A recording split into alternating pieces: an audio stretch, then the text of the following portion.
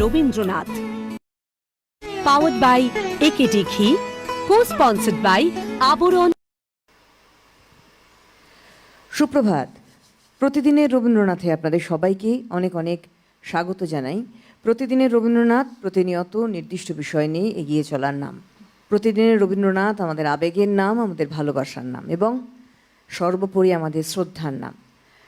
প্রতিদিনের রবীন্দ্রনাথে আজকের বিষয়বস্তু রবীন্দ্রনাথের দৃষ্টিতে ধর্ম। কি ভাবতেন বিশ্বকবি এই ধর্ম নিয়ে? আমরা যতটুকু সম্ভব আমাদের এই সময়ের মধ্যে বিভিন্ন বিশ্লেষকদের, রবীন্দ্র গবেষকদের আলোচনা শুনে তাদের যে বক্তব্য সেগুলো পড়ে আমরা যতটা পারছি আপনাদের সামনে তুলে ধরার চেষ্টা করছি। আর এই অনুষ্ঠান আরও সুন্দর হওয়ার জন্য যিনি এসছেন তার সঙ্গে আপনাদের পরিচিতি রয়েছে। আমি তার সঙ্গে আজকে প্রথম বসছি। বিশিষ্ট শিল্পী আমাদের সঙ্গে দুর্বাসঙ্কর রায়চৌধুরী। অনেক অনেক সুপ্রভাত জানাবো। সুপ্রভাত। ওনার আগেই অনেক আমি সুনাম শুনেছি কি উনি ভীষণ ভালো বক্তব্য রাখেন তথ্যের উপরে। সুতরাং আজকেও রবীন্দ্রনাথের দৃষ্টিতে ধর্ম নিয়ে আমরা গান আলোচনা নিয়ে এগোবো। অনেক অনেক সুপ্রভাত জানাবো আমাদের যন্ত্রণার সঙ্গে শিল্পীদের, কিবোর্ড পিয়ানোয় অভিজিৎ দাকে সুপ্রভাত, আমাদের তবলায় মৃগাঙ্ক দাকে সুপ্রভাত, অক্টোবরে বিক্রমকে সুপ্রভাত জানাবো এবং আমাদের সমস্ত টেকনিশিয়ানস ভাইদের সুপ্রভাত জানাবো। আর সর্বোপরি আমাদের এই বৃহৎ পরিবারের সদস্য পারে আপনারা যারা রয়েছেন তাদের সুপ্রভাত জানিয়ে শুরু করছি প্রতিদিনের রবীন্দ্রনাথ বিষয়বস্তু নিয়ে, অবশ্যই রবীন্দ্রনাথের দৃষ্টিতে ধর্ম। এবং আপনারাও আমাদের এই অনুষ্ঠানে ফোনের মাধ্যমে আসবেন, আশা রাখবো আপনারাও এই তথ্যের উপর কিছু আলোকপাত নিশ্চয় করবেন। প্রথমে যেমন গান দিয়ে শুরু করি, গানে যাব। একদম প্রথমে যে গানে যাব তার আগে রবীন্দ্রনাথ ধর্ম সম্পর্কে যে বক্তব্য রাখছেন একটুখানি বলবো। কবি বলছেন, যদি কেহ বলে প্রভাতের আলোককে দর্শন করিবার জন্য একটি অত্যন্ত নিগূঢ় কৌশল কোথাও গুপ্ত আছে, তবে তৎক্ষণাৎ এই কথা মনে হয় নিশ্চয় তাহা প্রভাতের আলোক নহে, নিশ্চয় তাহা কোনো কৃত্রিম আলোক সংসারের কোনো বিশেষ ব্যবহারযোগ্য কোনো ক্ষুদ্র আলোক। কারণ বৃহৎ আলোক আমাদের মস্তকের ওপরে আপনি বর্ষিত হইতে থাকে। যেমন এই আলোক তেমনি ধর্ম, তাহাই এইরূপ অজস্র, তাহা এইরূপ সরল, তাহা ঈশ্বরের আপনাকে দান, তাহা নিত্য, তাহা ভূমা, তাহা আমাদিগকে বেষ্টন করিয়া আমাদের অন্তর বাহিরকে ওতপ্রোত করিয়া স্তব্ধ হইয়া রহিয়াছে। সেই জন্য আজকে আমাদের প্রথম গান নূতন প্রাণ দাও প্রাণসখা।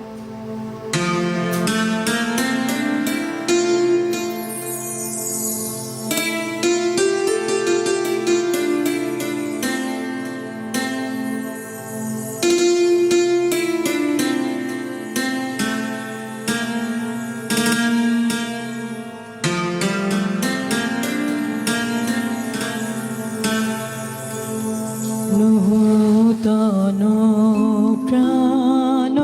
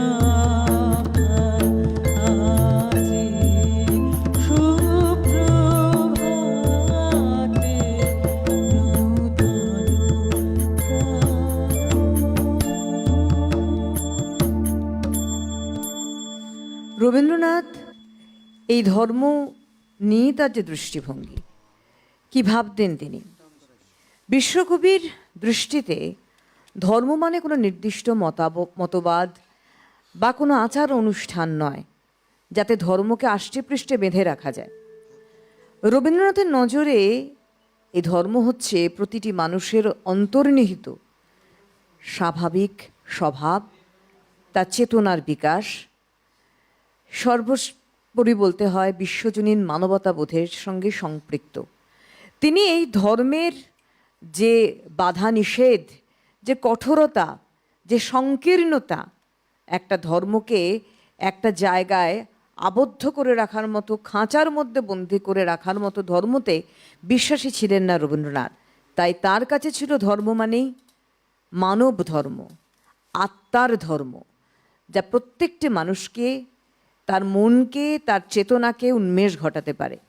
এবং অবশ্যই বলা যায় যে তিনি বলতেন ধর্ম হচ্ছে মুক্ত, মুক্ত বিহঙ্গের মতো, যাকে উড়তে দাও তাকে বেঁধে রেখো না। যদি বেঁধেই রাখো তাহলে তাকে ধর্ম কি করে বলতে পারি আমরা, তাহলে আমরা মানুষ হব কি করে।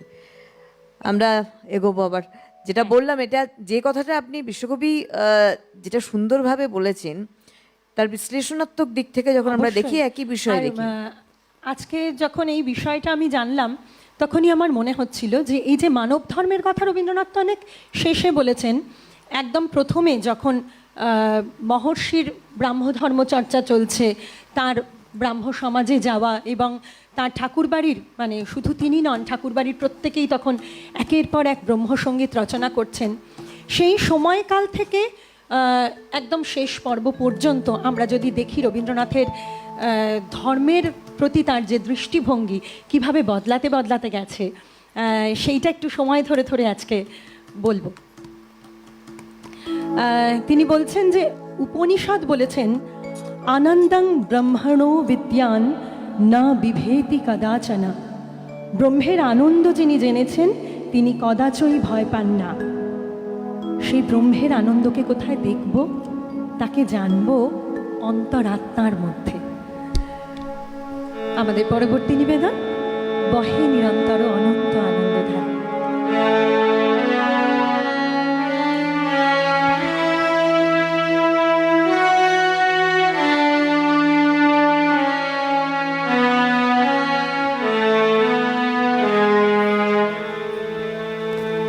বহে নিরন্তর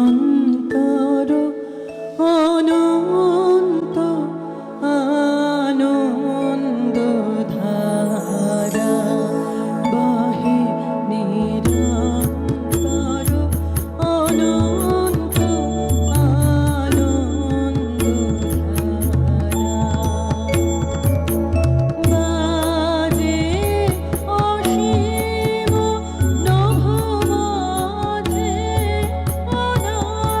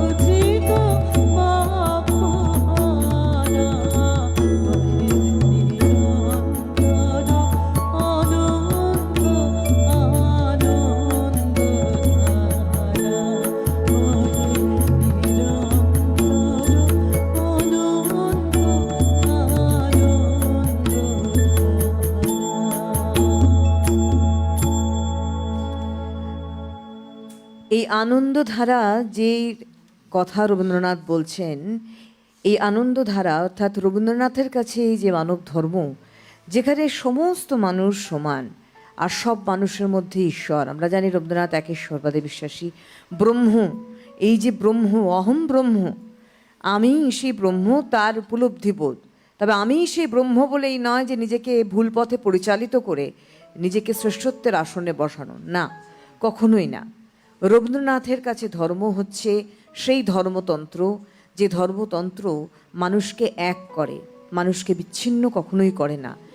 রবীন্দ্রনাথ কাছে ধর্মের যে ব্যাখ্যা, ঈশ্বর আধ্যাত্মবাদের এক অদ্ভুত সংমিশ্রণ, যেখানে আমরা রবীন্দ্রনাথকে দেখি প্রকৃতির মধ্যে ঈশ্বরকে খুঁজে পাচ্ছেন, মানবতাবাদের মধ্যে অর্থাৎ একটা মানুষের সঙ্গে আর একটা মানুষের অন্তর্নিহিত ভালোবাসার প্রকাশের মধ্যে ঈশ্বরকে খুঁজে পাচ্ছেন, যেখানে কোনোভাবে এই ধর্মীয় গোঁড়ামি শাস্ত্রের কঠোরতার থেকে শত হাত দূরে।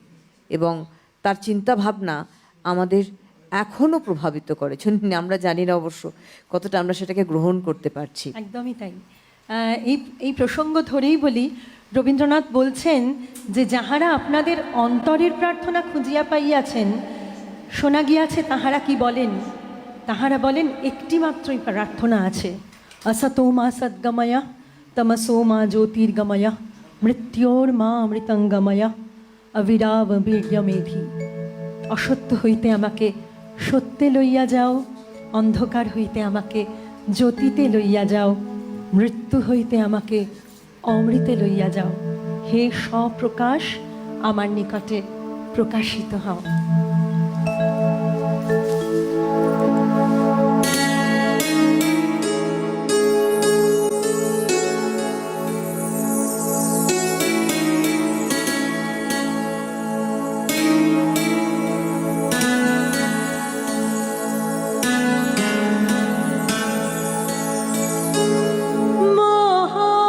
মহাবিশ্বে মহাকাশে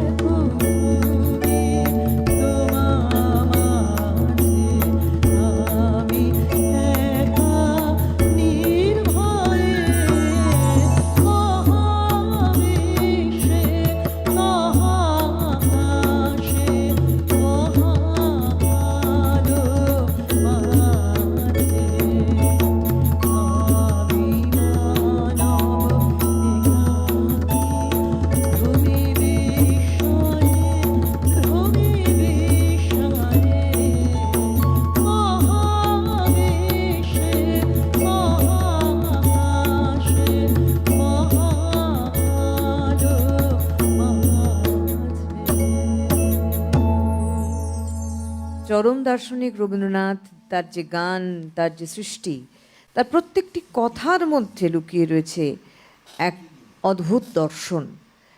আর যে গানটি আমরা শুনলাম, কত সুন্দর তার ব্যাখ্যা রয়েছে। অদ্ভুত বিষয়, রবীন্দ্রনাথ আমাদের প্রত্যেকটি বয়সের মানুষের কাছে, প্রত্যেকটি অভিজ্ঞতার মাঝে এক অদ্ভুত উপলব্ধি শক্তি দিয়ে প্রকাশিত হয়। এক বয়সে তাকে একভাবে আমরা পাই, একই সৃষ্টিকে আমরা যখন বয়স আরও আমাদের পরিণত হয়, ঠিক যেন অন্য উপলব্ধিতে পাই। ঠিক রবীন্দ্রনাথও ধর্মকে সেভাবেই ব্যাখ্যা করেছিলেন। রবীন্দ্রনাথের ব্যাখ্যাতে ধর্ম হল আত্মার আভ্যন্তরীণ সত্যকে উপলব্ধি করার একটা প্রক্রিয়া মাত্র। এই ধর্ম নির্দিষ্ট কোনো গন্তব্যে পৌঁছানো নয়, এই ধর্মের যাত্রা নিরন্তন যাত্রা। তার উপলব্ধি শক্তি জাগরিত করা, এটাই হচ্ছে মানবতাবাদ, যে ধর্মে তিনি বিশ্বাসী। এবং আজকে যে গানগুলির নির্বাচন এবং তার সঙ্গে তথ্য যাচ্ছে আমাদের শিল্পীর কণ্ঠে, অসম্ভব সুন্দর। আমার এই অনুষ্ঠানে আমি বলবো যে উনি যে ব্যাখ্যা দিচ্ছেন এবং বিশ্বকবির প্রত্যেকটি চিন্তাভাবনাকে তুলে ধরছেন, সেই অনুসারে আমার মনে হয় আজকের যে প্রজন্ম, আমি আরও সহজতরভাবেও সেটাকে বলার চেষ্টা করছি। এই দুয়ে মিলে আমার মনে হয় আজকে কিছুটা হলেও আমরা চেষ্টা করব মানুষের কাছে পৌঁছে দেওয়ার, যে ধর্ম সত্যি নিরন্তর যাত্রা, একেবারে। তাকে কঠোর একটা নিয়মবিধিতে মেনে রাখা নয়। একটু আগে যেটা আপনি বললেন, রবীন্দ্রনাথ বলেছেন, মানে রবীন্দ্রনাথ এত সুন্দর বলছেন, তিনি বলছেন আমাদের ধর্ম সাধনার দুটো দিক আছে, একটা শক্তির দিক, একটা রসের দিক। পৃথিবী যেমন জলে স্থলে বিভক্ত, এও ঠিক তেমনি। শক্তির দিক হচ্ছে বলিষ্ঠ বিশ্বাস, এই বিশ্বাস জ্ঞানের সামগ্রী নন। এই ঈশ্বর আছেন, এইটুকু মাত্র বিশ্বাস করাকে বিশ্বাস বলি নে। আমি যার কথা বলছি, এই বিশ্বাস সমস্ত চিত্তের একটি অবস্থা, একটি অবিচলিত ভরসার ভাব। মন এতে ধ্রুব হয়ে অবস্থিতি করে, আপনাকে সে কোনো অবস্থায় নিরাশ্রয় নিঃসহায় মনে করে না। এতক্ষণ আমরা যে পর্বের গানে যাচ্ছিলাম, সেগুলো একেবারে 1896-97 এই সময়কার গান, যে সময় ব্রাহ্ম সমাজের জন্য অন্যান্য ঠাকুরবাড়ির সদস্যদের মতো রবীন্দ্রনাথও লিখছেন, একক অখণ্ড ব্রহ্মের কথা বলছেন। আস্তে আস্তে তার যে দর্শন, সেটা যে পরিবর্তন হতে থাকলো, সেটা আমরা বুঝতে পারলাম নৈবেদ্যর সময় থেকে। মহর্ষিকে যখন উৎসর্গ করছেন নৈবেদ্য, এই যে কথাটা বললেন, এই প্রসঙ্গে আমার মনে হচ্ছে নৈবেদ্যর একটি গান, প্রতিদিনও আমি হে জীবন স্বামী, এই গানটিতে যাই।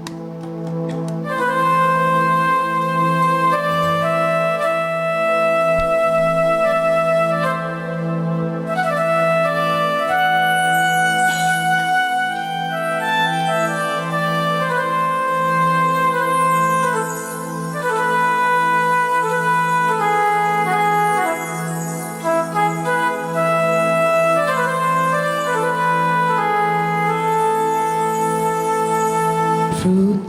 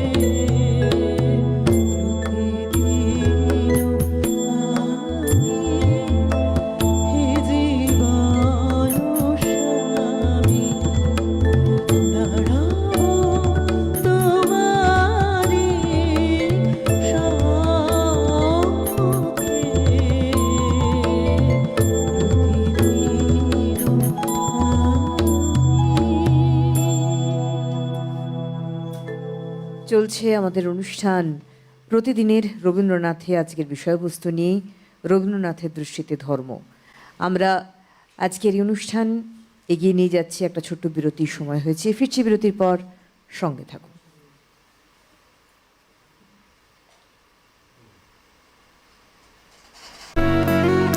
প্রতিদিনের রবীন্দ্রনাথ, পাওয়ার্ড বাই একেডি ঘি, কো স্পন্সর্ড বাই আবরণ। ফিরে এলাম বিরতির পর। আমাদের অনুষ্ঠান প্রতিদিনের রবীন্দ্রনাথ।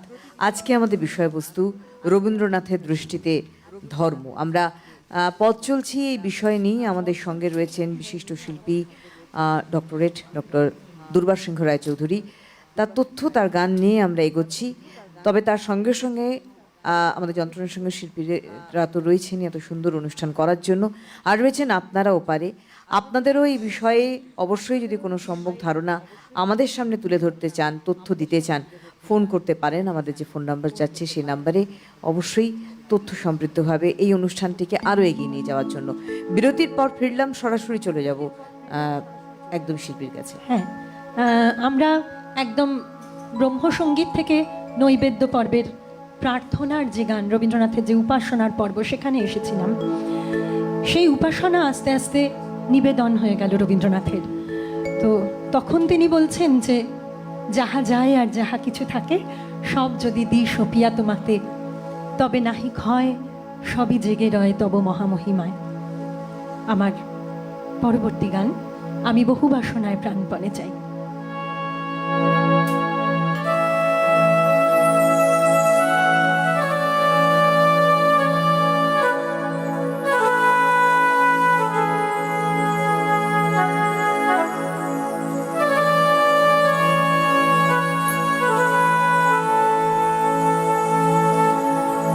আমি বহু বাসনায় প্রাণপণে চাই, বঞ্চিত করে বাঁচালে মোরে।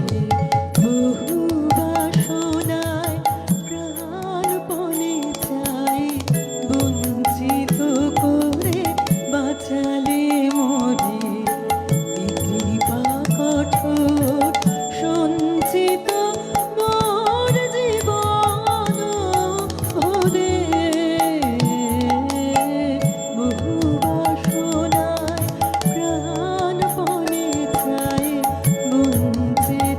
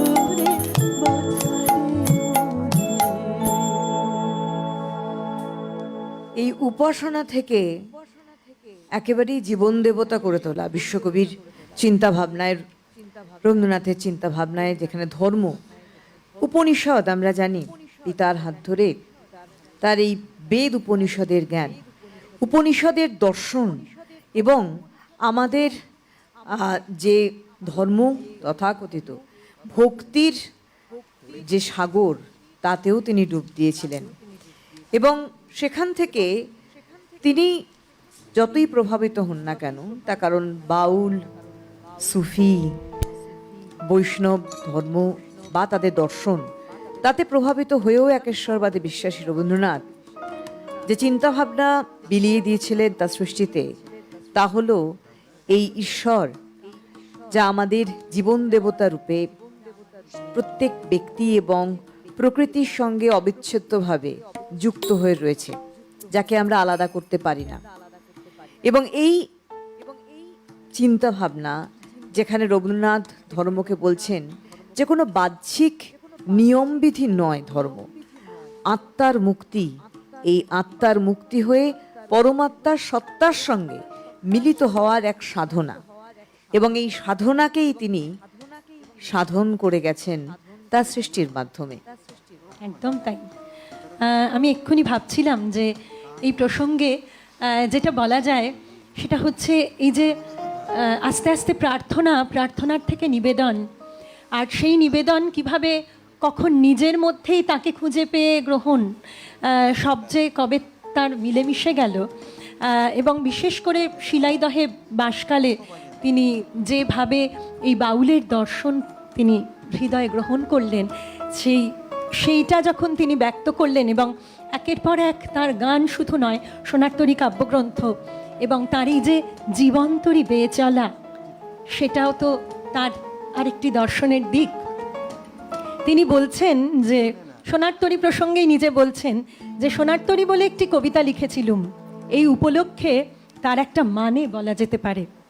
মানুষ সমস্ত জীবন ধরে ফসল চাষ করছে, তা জীবনের ক্ষেতটুকু দ্বীপের মতো, চারিদিকেই অব্যক্তের দ্বারা সে বেষ্টিত, ওই একটুখানি তার কাছে ব্যক্ত হয়ে আছে। সেই জন্য গীতা বলেছেন, অব্যক্তাদীনি ভূতানি ব্যক্তমধ্যানি ভারত, অব্যক্ত নিধনান্যেব তত্র কা পরিবেদনা। যখন কাল ঘনিয়ে আসছে, যখন চারিদিকের জল বেড়ে উঠছে, যখন আবার অব্যক্তের মধ্যে তার ওই চটটুকু তলিয়ে যাবার সময় হলো, তখন তার সমস্ত জীবনের কর্মের যা কিছু নিত্য ফল, তা সে ওই সংসারের তরণীতে বোঝাই করে দিতে পারে। গানেও বলছেন যে এপারের কৃষি হলো সারা, যাবো ওপারেরও ঘাটে। সেরকমই একটি গান গাইব, ওরে মাঝি ওরে আমার মানব জন্ম তরীর মাঝি।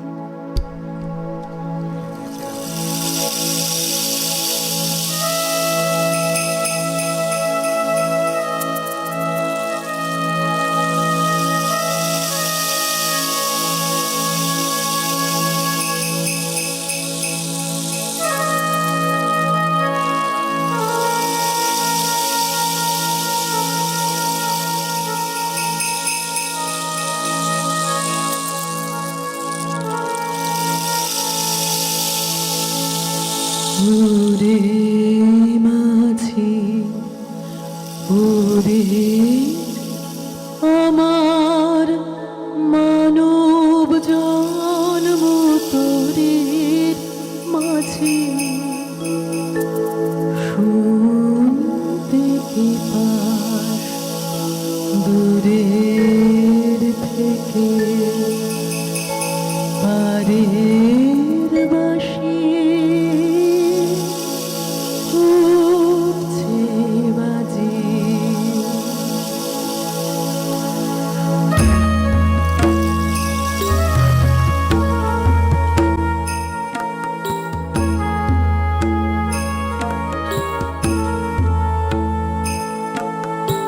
ওরে মাঝি ওরে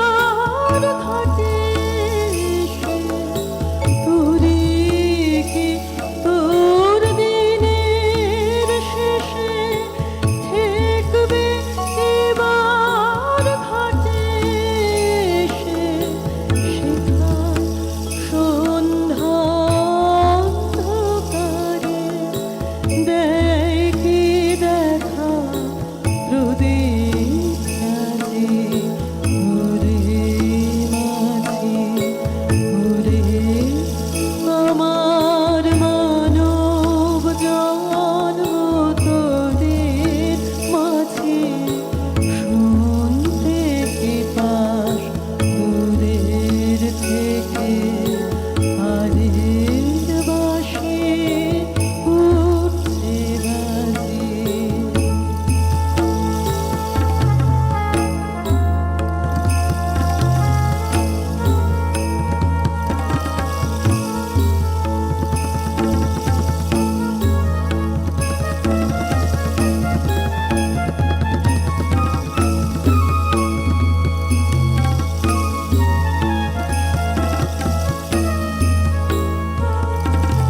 যেন আমার লাগে মনে মন্দ মধুর এই পবনে সিন্ধু পারে হাসিটি কারা ধারবে আসছে আজি যেন আমার লাগে মনে মন্দ মধুর এই পবনে সিন্ধু পারে হাসিটি কারা ধারবে আসছে আজি আশার বেলায় কুসুম গুনে কিছু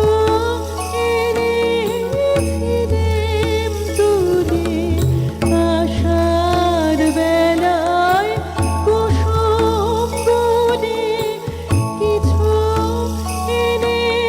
এনেছিলেম তুলে যেগুলি তার নবীন আছে এই বেলানে সাজিয়ে সাজিয়ে ওরে মাঝে ওরে আমার মানব জন্ম তোরি মাঝে শুনতে কি পাস দূরের থেকে হারের বাঁশি উঠছে বাজে।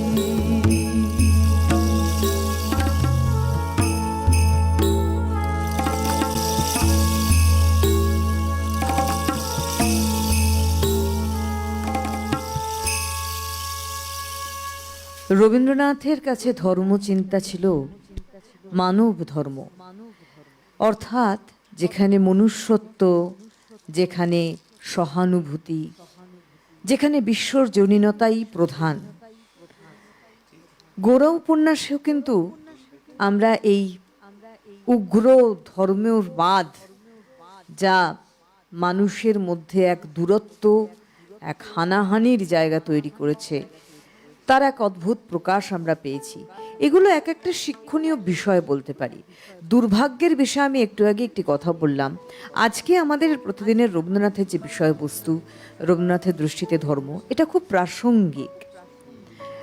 এখন আপনারা প্রত্যেকেই, আমরা প্রত্যেকেই সংবাদের দিকে নজর রাখছি। এখন দেখুন অদ্ভুতভাবে সেই সংকীর্ণ ধর্ম বিষয়টি এক অদ্ভুত আনুষ্ঠানিক প্রাতিষ্ঠানিক ধর্মকে আমরা আঁকড়ে ধরে বসে আছি। আমরা মানে কিছু মানুষ রয়েছি, না হলে আজ এখনো ধর্মের নামে হিংসা, হানাহানি, মৃত্যু এই জায়গাটা পৌঁছায় না, যা আমরা দেখছি আমাদের প্রতিবেশী রাষ্ট্রের ক্ষেত্রেও। আজকে রবীন্দ্রনাথ বলছেন মানব ধর্ম সর্বশ্রেষ্ঠ ধর্ম, যেখানে মানুষের আত্মা আর এক আত্মার সঙ্গে বন্ধনে আবদ্ধ হয়, যেখানে ধর্মের ঘনঘটায় দুটো মানুষের মনকে ছিন্ন ভিন্ন করে দূরে সরিয়ে দেয় না। রবীন্দ্রনাথ মানেই হচ্ছে একাত্মবোধ। রবীন্দ্রনাথের ধর্ম মানেই এক ঈশ্বরবাদ ধর্ম। রবীন্দ্রনাথের ধর্ম মানেই সকলের সমান সমানভাবে এগিয়ে চলা। শিলাইদহের প্রসঙ্গে যখন এলো, একটা কথা আমি অবশ্যই বলার চেষ্টা করি। জমিদার রবীন্দ্রনাথ কোথাও যেন রবীন্দ্রনাথ সেই ধারাকে ভেঙে বেরিয়ে এসেছিলেন, হয়তোবা তার পরিবারের সেই কৌলিন্যতা, সেই জায়গা থেকে তিনি নিজেকে সরিয়ে এনে মানুষের সাথে মিলে মিশে গিয়েছিলেন, নাহলে বাউলের দর্শন তাকে কখনোই কিন্তু ছুঁতে পারতো না। ঠিক তাই।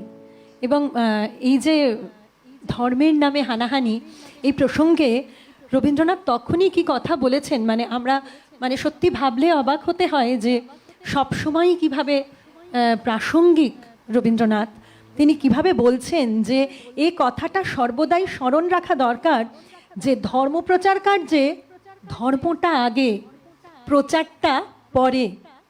প্রচার করিলেই তবে ধর্ম রক্ষা হইবে তাহা নহে, ধর্মকে রক্ষা করিলে প্রচার আপনিই হইবে। অসাধারণ কথাটা সেই সময় দাঁড়িয়ে কিন্তু রবীন্দ্রনাথ বলেছেন। অসাধারণ। মানে এখনো বলতে গিয়ে আমার হ্যাঁ, আমাদের খুব গায়ে কাটা লাগছে দিচ্ছে, তার কারণ হচ্ছে যে আমরা এই যে প্রচার প্রচার করে চলেছি, তা তো নয়, সে তো ধর্মের কাজ নয়। তিনি বলছেন মনুষ্যত্বের সমস্ত মহাসত্যগুলি পুরাতন এবং ঈশ্বর আছেন, এ কথাটা পুরানোতম। এই পুরাতনকে মানুষের কাছে চিরদিন নূতন করিয়া রাখাই মহাপুরুষের কাজ।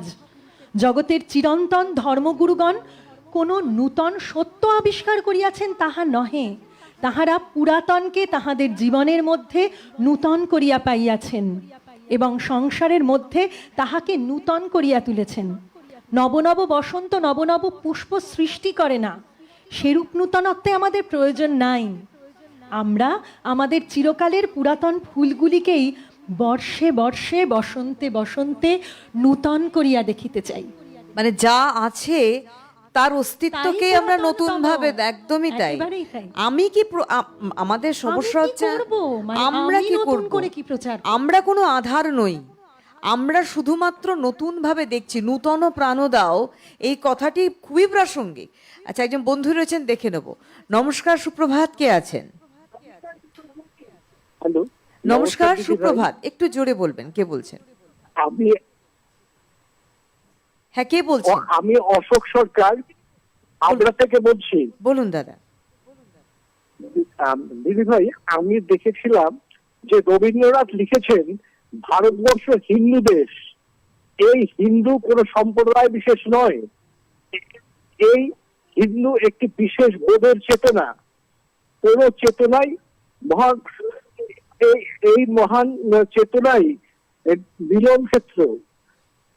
রবীন্দ্রনাথ বলেছেন ভারতের মুসলমান হিন্দু মুসলমান, এই উক্তিটি হিন্দু শব্দের প্রতিক্রিয়াটি স্পষ্ট করে দেয়। অনেক ধন্যবাদ ম্যাডাম। অনেক ধন্যবাদ আপনাকেও। আসলে বিষয়টা হচ্ছে আমাদের দৃষ্টিভঙ্গি, জানেন তো, সেটা হচ্ছে আপনি যেটা বললেন একদম ঠিক। রবীন্দ্রনাথ হিন্দু মুসলমান কথাটা বলেছেন, হিন্দু আগে বলেছেন বলে হিন্দু প্রাধান্য পাচ্ছে, শুধু তাই নয়, তিনি বলতে চেয়েছেন যে হিন্দু মুসলমান শব্দগুলো উচ্চারণ করছি, আদপে এরা সবাই মানুষ, অর্থাৎ একে অপরের প্রাণের মানুষ। এটা রবীন্দ্রনাথ প্রচার করার চেষ্টা করেছেন। নাহলে রবীন্দ্রনাথ রাখি বন্ধনে ওই জায়গায় নিয়ে যেতে পারেন না যে রাখি বন্ধন শুধুমাত্র ভাই বোনের সঙ্গেই সম্পৃক্ত, তা নয়। রবীন্দ্রনাথ সব ধর্মকেই এক করে রেখেছিলেন। না হলে ক্যারল সং সকাতরে ওই কাঁদিছে সকলে শোনো শোনো পিতা, এই গান রবীন্দ্রনাথ লিখতে পারতেন না। আমরা আরেকটা গানে যাব, তারপরে বিরতিতে।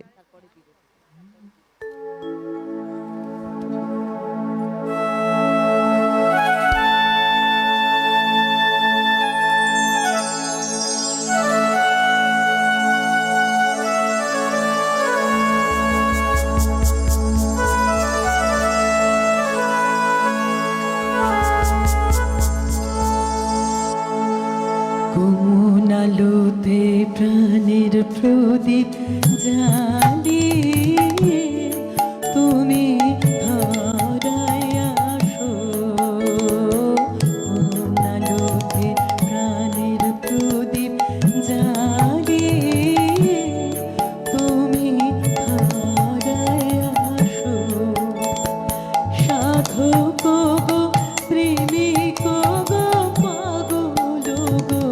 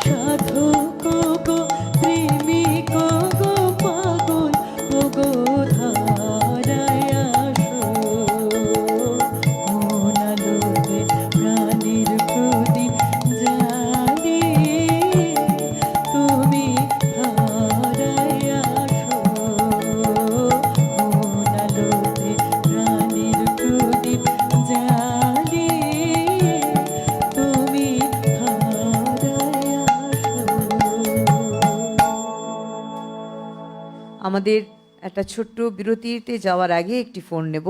নমস্কার, সুপ্রভাত, কে আছেন? নমস্কার নমস্কার। দিদি ভাই, নমস্কার।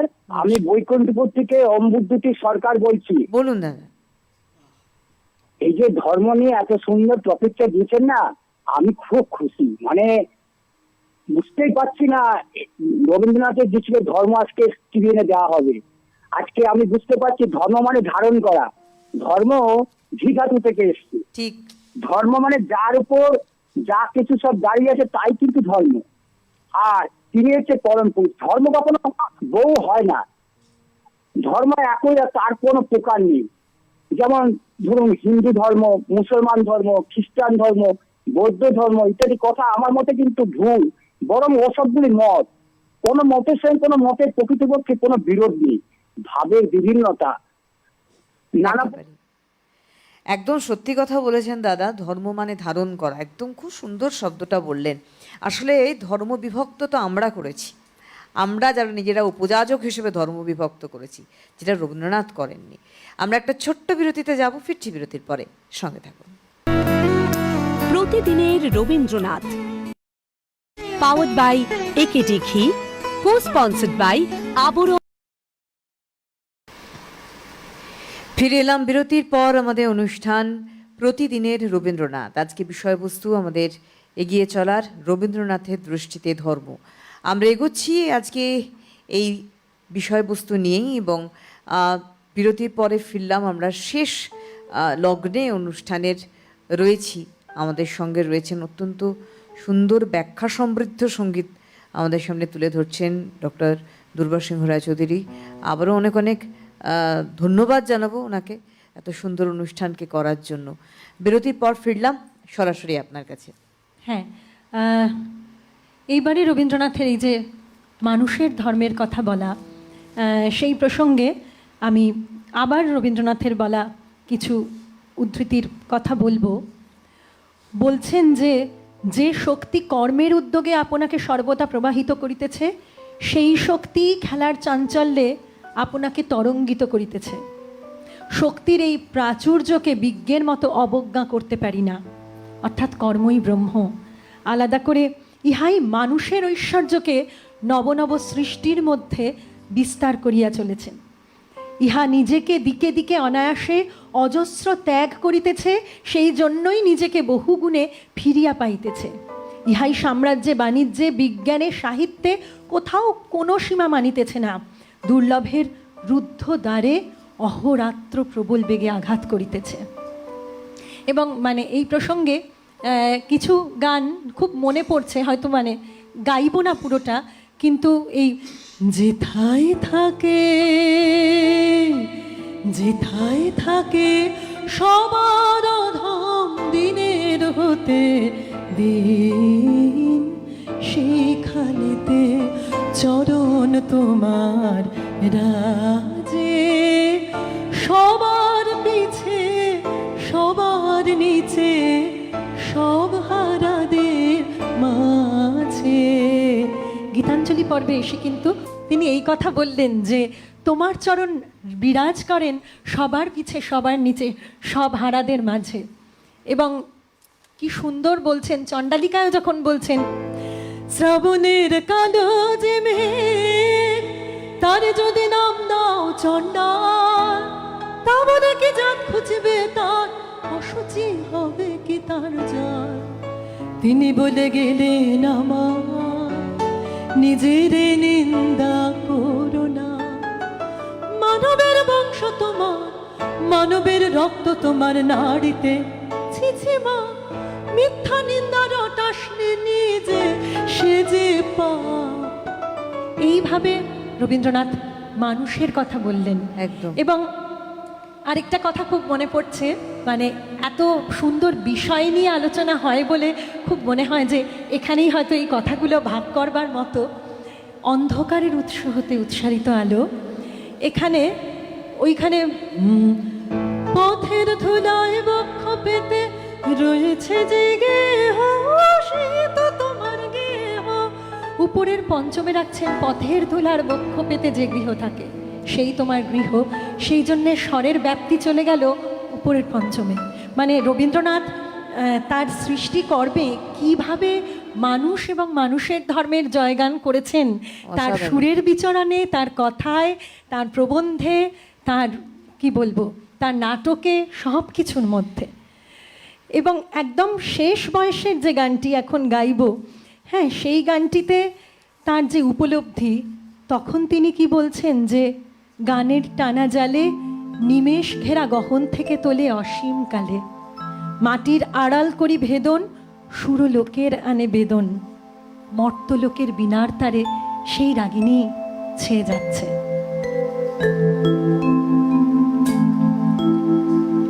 দইবে তুমি কখন নেশায় পেয়ে আপন মনে যাও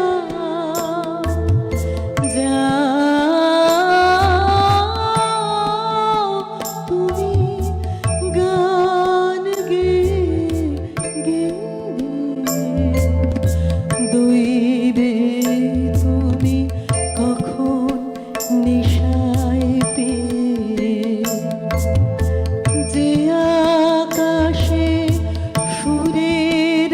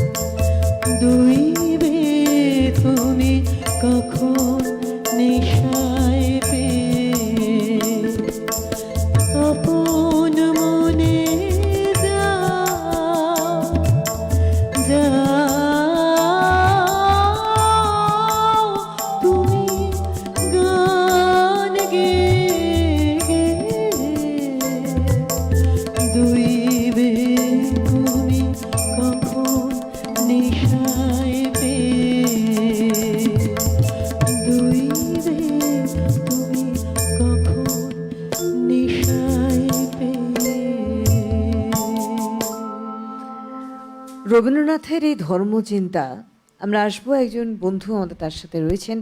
নমস্কার, সুপ্রভাত, কে আছেন? নমস্কার, সুপ্রভাত। রেখা নমস্কার। মুখোপাধ্যায়, দুর্গাপুর থেকে বলছি। খুব সুন্দর অনুষ্ঠান আজকে, তো খুব ভালো দিন, মহর্ষির দীক্ষার দিন, খুব সুন্দর। আর বললেন আপনারা ধারয়তি স্বধর্ম, যা আমাদের ধারণ করে থাকে, যে শুভ বোধ, যে চৈতন্য বোধ, তাই ধর্ম। রবীন্দ্রনাথ বারবার বলেছেন, আমার ধর্ম মানুষের ধর্ম, আমার বুদ্ধি মানব বুদ্ধি, আমার চৈতন্য মানব চৈতন্য, আর আনন্দ সেও মানব চৈতন্যের প্রকাশিত আনন্দ। যে শুভ বুদ্ধি শুভ বোধগুলো আমাদের ধারণ করে রয়েছে যুগ যুগ ধরে, তাই তো ধর্ম। ধর্ম একটি মানব ধর্ম। রবীন্দ্রনাথ সেই ধর্মের উপাসক।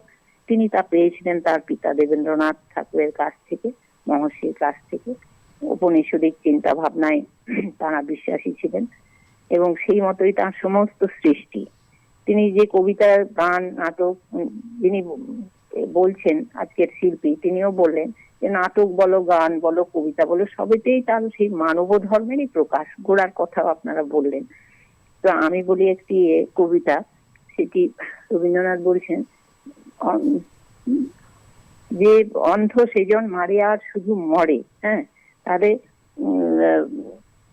যে যে কিছু আনন্দ আছে দৃশ্যে গন্ধে গানে, তোমার আনন্দ রবে তার মাঝখানে। আপনারা যে জীবন দেবতার কথা বললেন, সেখানেও তিনি তার সেই তুমিটাই জীবন দেবতা। তো সবার উপরে তিনি যে মানুষকেই দেবত্বে উন্নীত করেছেন। তিনি বলছেন দেবত্ব বলে অন্য কিছু নেই, মানুষের মধ্যে যখন তার প্রকৃত মানব ধর্মের প্রত্যেকটি গুণ বিকশিত হয়, পূর্ণ বিকশিত হয়, তখনই তারা দেবত্বে উন্নীত হয়ে যায়। যেমন দেখুন, তিনি উদাহরণ দিয়ে বলেছেন যে শ্রীরামকৃষ্ণ বলুন, চৈতন্য বলুন, সবাই তো চৈতন্য দেবের কথা বলেছেন, যে তিনি তো মানব দেহ ধারণ করে এসেছিলেন। তার মধ্যে মানবত্বের সমস্ত গুণগুলি, মনুষ্যত্বের সমস্ত গুণগুলি বিকশিত হয়েছিল বলেই আমরা আজ তাকে দেবত্বের পর্যায়ে, তিনি দেবত্বের পর্যায়ে উন্নীত হয়েছেন, বা আমরা তাকে দেবতার আসনে বসিয়েছি। কাজেই মানুষ ধর্মই, মানব ধর্মই শ্রেষ্ঠ ধর্ম। একেবারেই ভীষণ সুন্দর বললেন দিদি, অনেক অনেক ধন্যবাদ। সত্যি তাই, রবীন্দ্রনাথের একটু আগেই শিল্পীও আমাদের বলছিলেন যে প্রেম, আনন্দ, ভালোবাসার মধ্যে ঈশ্বরকে খুঁজে পাওয়া। রবীন্দ্রনাথ যখন বলছেন আমার মাথা নত করে দাও হে তোমার চরণ ধুলার পরে, সেখানে আত্মসমর্পণের কথা আমরা পাচ্ছি ঈশ্বরের প্রতি। আবার যখন বলছেন যে যেখানে সূর্য হাসে, এই লাইনের মধ্যেই বিশ্বজনীনতার প্রকাশ পায়। আবার রবীন্দ্রনাথ বলছেন যে ভয় হতে তব অভয় মাঝে, এবং এই ভয় হতে তব অভয়ের মাঝের সঙ্গেও যদি আমরা মেলাই, চিত্ত যেতা ভয় শূন্য উচ্চ যেতা শির। অর্থাৎ মানব ধর্ম, দেশ দশ মিলেমিশে একাকার তার চিন্তা ভাবনায়, যেখানে উপনিষদে ব্রহ্ম, এই ব্রহ্ম ধর্ম, এবং তার সঙ্গে তার যে পরিব্যাপ্তি, সেটাকে কিন্তু তিনি প্রকাশ করেছেন। আমার মনে হয় একদম এটাও তাই। তাই। এবং সেই আবার উপনিষদের কথা হলো, অন্ধকার হইতে আমায় আলোকে উত্তীর্ণ করো, দীনতা হতে অক্ষয় ধনে, সংশয় হতে সত্য সদনে, জড়তা হতে নবীন জীবনে নূতন জন্ম দাও। এই রবীন্দ্রনাথের ধর্মভাবনা। এবং এই সময়ের, এই পর্বের যে রবীন্দ্রনাথের জীবন তরীর কথা বলছিলাম, যে রবীন্দ্রনাথ বলছেন যে এপারের কৃষি হলো সারা, যাব ওপারেরও ঘাটে। তার কাছে ধর্ম মানে উত্তরণের কথা। সেই অন্তরাত্মার উত্তরণ ঘটলেই আমাদের মনের বিকাশ, সেইখানেই ধর্ম। দিনান্ত বেলায় শেষের ফসল।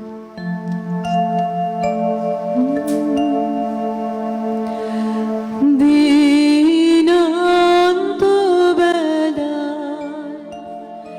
শেষের ফসল নিদেব তরি পরে, দিনান্ত বেলায়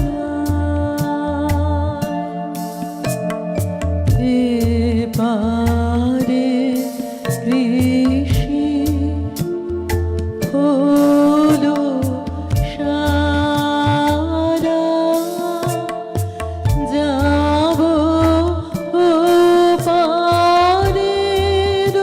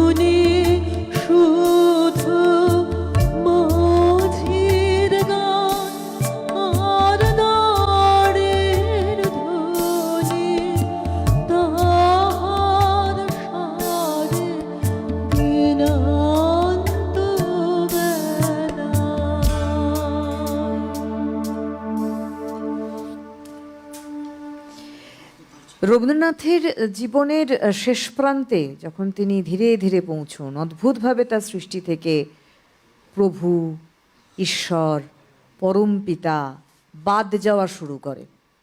সেখানে আমরা সভ্যতার সংকটে দেখেছি, আমি গতদিনও উল্লেখ করেছিলাম, বারবার করে কিন্তু ওই মহামানব আসে, রবীন্দ্রনাথের সৃষ্টি, দিকে দিকে রোমাঞ্চ জাগে। ওই মহামানব মানুষকে শ্রেষ্ঠ হিসেবে তিনি দেখেছেন। আমাদের এই আলোচনা না এমন একটা বিষয়বস্তু চলতেই থাকবে, কিন্তু কোথায় যে সময় পেরিয়ে গেল বুঝতে পারলাম না। তাও একদম শেষ প্রান্তে অনুষ্ঠানে আমরা শেষ গানেই আমাদের যেতে হবে, আর সময় একেবারেই সীমিত। তার আগে অনেক অনেক ধন্যবাদ জানাবো আমাদের শিল্পীকে এত সুন্দর অনুষ্ঠান উপহার দেওয়ার জন্য। ধন্যবাদ আমাদের যন্ত্রানুর সঙ্গে শিল্পীদের, অভিজিৎ দা, মৃগাঙ্ক দা, বিক্রমকে এত সুন্দর অনুষ্ঠানকে পরিচালন করার জন্য, এবং আমাদের সমস্ত টেকনিশিয়ানস ভাইদের, আপনাদের সর্বোপরি আমাদের পরিবারের সদস্যদের ধন্যবাদ জানিয়ে চলে যাব শেষ গানে। হ্যাঁ, শেষ গান যেটা নিয়ে, সেটি শক্তির কথা। রবীন্দ্রনাথ একদম শেষ বয়সে বলছেন, খেলার সাথী বিদায় দ্বার খোলো। বলছেন এই যে উদ্যত শক্তি, যার একদিকে ক্রীড়া ও অন্যদিকে কর্ম, ইহাই যথার্থ সুন্দর। রমণীর মধ্যে যেখানে আমরা লক্ষ্মীর প্রকাশ দেখিতে পাই, সেখানে আমরা একদিকে দেখি সাজসজ্জা লীলামাধুর্য, আরেকদিকে দেখি অক্লান্ত কর্মপরতা ও সেবা নৈপুণ্য। এই উভয়ের বিচ্ছেদই কুশ্রী। বস্তুত শক্তি সৌন্দর্য রূপে আপনাকে প্রকাশ করে, আর শক্তিহীনতাই শৈথিল্য ও অব্যবস্থার মধ্য দিয়া কেবলই কদর্যতার পঙ্কের মধ্যে আপনাকে নিমগ্ন করে। তাই আমার শেষ নিবেদন, খেলার সাথী বিদায় দ্বার খোলো।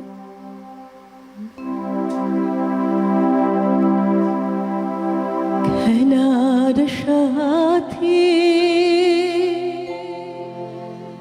বিদায় দ্বার খোলো,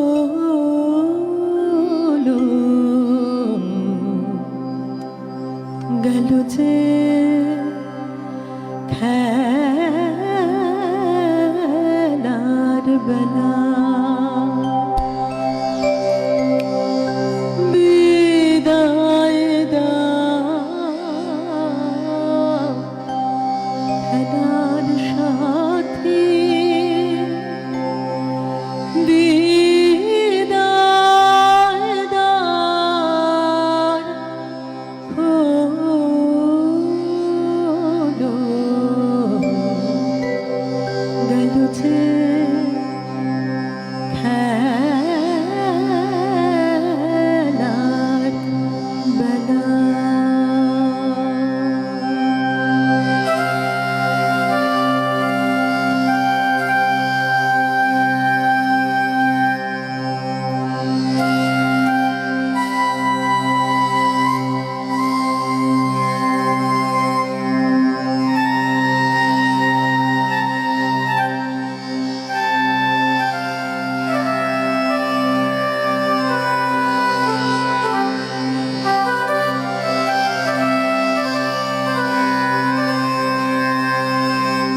ডাকিল পথিকে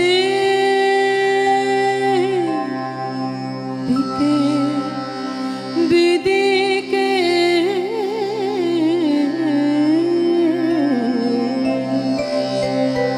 ডাকিল পথিকে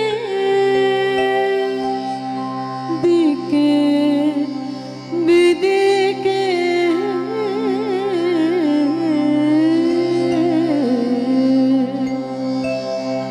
ভাঙিল রে সুখ মেলা,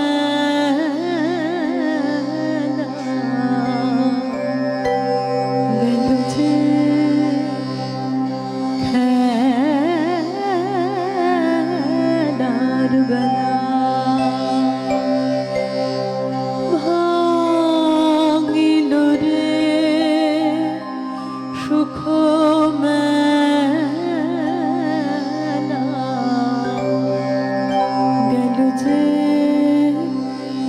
খেলার বেলা।